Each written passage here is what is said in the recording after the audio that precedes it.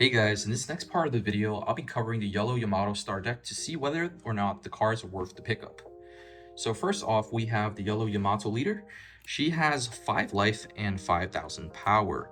Her ability reads, when attached with 1 Dawn during your opponent's turn, if you have 2 or less cards, this leader gains 1,000 power.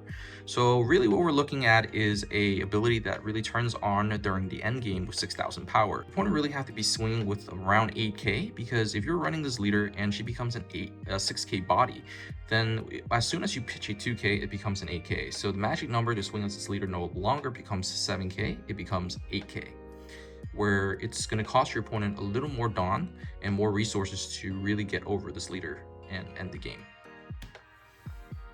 Next, we're going to get into the 2 SRs of the deck. The 2 SRs, the first one being Kusaki Odin. Odin is a 7 Dawn character with 7,000 power. With 1 Dawn attached, this character will gain double attack, which is very decent because then your stat line will be 7-8. With 1 Dawn, it will be 8,000 power. But normally, if you're going to be clearing a 5k leader, I would recommend you putting 1 more Dawn and still have 9 Dawn to swing, really going for that double attack and punishing your opponent if it goes through. And on KO, if you trash 2 cards from your hand, you can add up to 1 card from the top of your deck to the top of your life.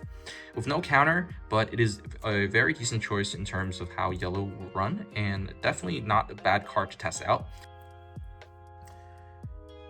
Up next, and the second SR of the deck, is Ace. Ace is a 6 Dawn, 7,000 power character, which reads, once per turn, if this character would be KO'd, you may trash 1 card from the top or bottom of your life cards instead.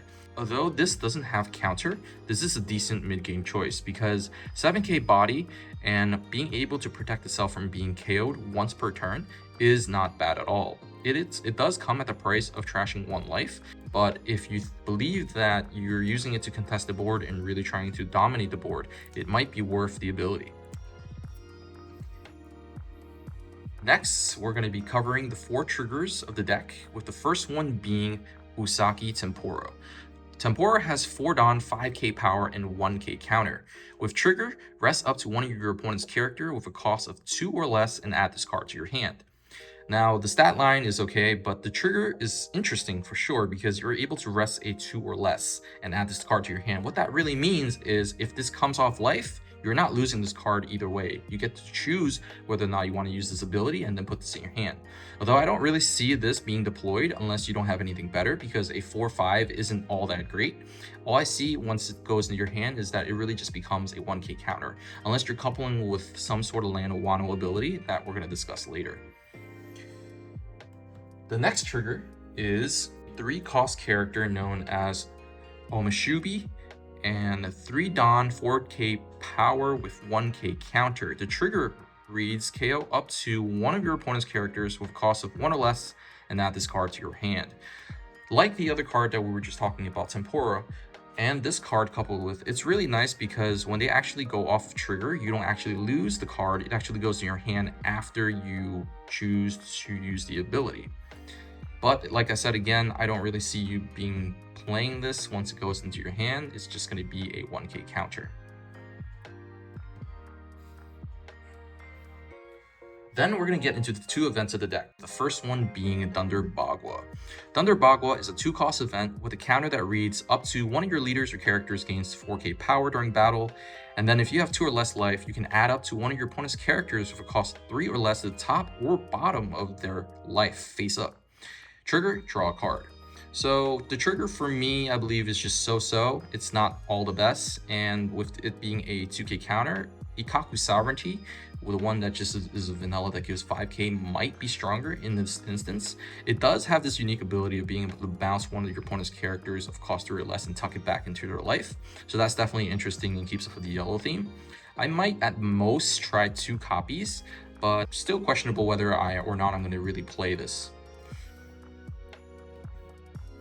Finally, we get into one of the better events that we've been kind of waiting for because of the versatility of the cost, and that is Narakabora Arrows.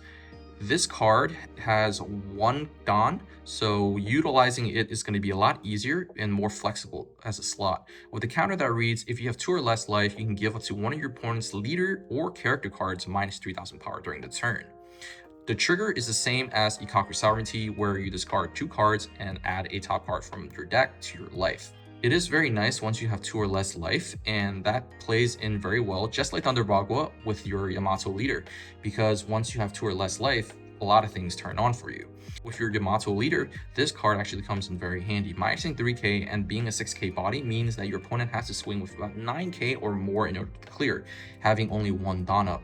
So it really taxes your opponent's resources, and this is definitely a decent card to be trying out in the yellow decks, and I myself will be trying out 2 copies. Next up, we have the vanillas, with the first one being the 5 Dawn character Yamato. Yamato is a pure 5 Dawn, 7k power, beautiful stat line vanilla with 1k counter. Like I mentioned earlier with Ace being 6 Dawn and Yamato here being 5 Dawn with a decent stat line is definitely worth exploring, because the yellow cards didn't really have a good mid game up until now, and this is definitely a decent option until OPO4 comes out, where there's a lot better cards to play, like the 6/8 Perisparrow. Then we have the vanilla ulti 4/6, the vanilla Luffy 3/5, pretty interesting art, and finally the vanilla 2/4 stat line Momonosuke. Love this art.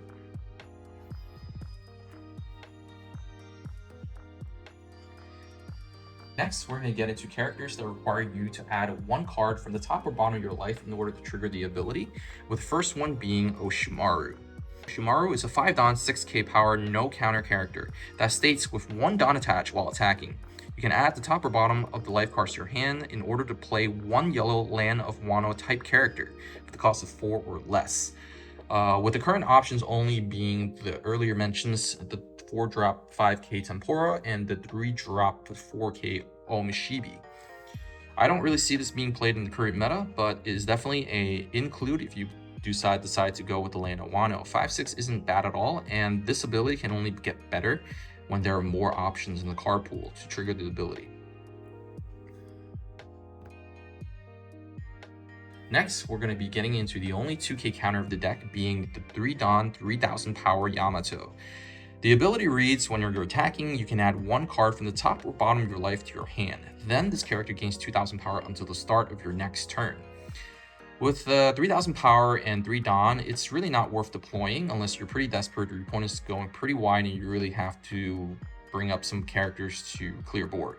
Most of the time, this is just going to be a 2k counter in your hand, and with yellow not having as many 2ks currently, this is going to be one of those that you actually have to play if you decide that you want your deck to have more 2ks. Next, we're going to look at the only blocker of the deck, being Shinobu. Shinobu is a 3 Dawn 2k character with no counter, and on block you get to add 1 card from the top or bottom of your life to your hand, and then this character will gain 4000 power during this battle. However, I don't see this really being played because Brûlé is in the meta currently, and Brûlé being a 1k counter and a trigger that comes out for block and has the same amount of costs. This one isn't really worth playing at the moment, but it does add to the Land of Wano theme, so it is definitely interesting if there is a build that comes out wanting to utilize this and test this out. Finally, we have our last card, being Kaido. Kaido is a 4 Dawn 5k power character with 1k counter. When it has 1 Dawn attached, if you have 2 or less life cards, just like our leader, this character can't be KO'd. This card is definitely an interesting tech choice against decks that have no way of clearing characters other than attacking them. And immediately, I think this will be a very good card against the mirror, because against Katakuri or Big Mom decks, there's really no way of clearing him other than using a Thunderbolt or using Katakuri to tuck it back into the deck. So it is definitely a very good card to consider against the mirror at the moment. I might myself test out 2 copies in the deck if I do see a lot of yellow decks running around in my locals. So definitely a very interesting tech choice. So there you have it, guys. These are the 15 new cards that came out in the new yellow Yamato Starter Deck.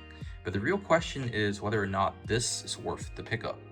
In my opinion, there's nothing too game-breaking about any of these cards, but I myself, being a yellow player, Katakuri specifically, I want to pick up some of these cards to test myself.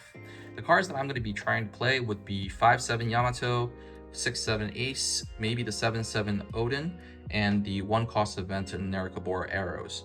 And if I do see a lot of yellow players, specifically Katakuri or Lin Big Mom, I will be testing out the Kaido, because the only way to rid this character would be to use Thunderbolt or Katakuri ability to tuck it back into life. Other than that, it's going to be staying on the board as long as it's one dot attached.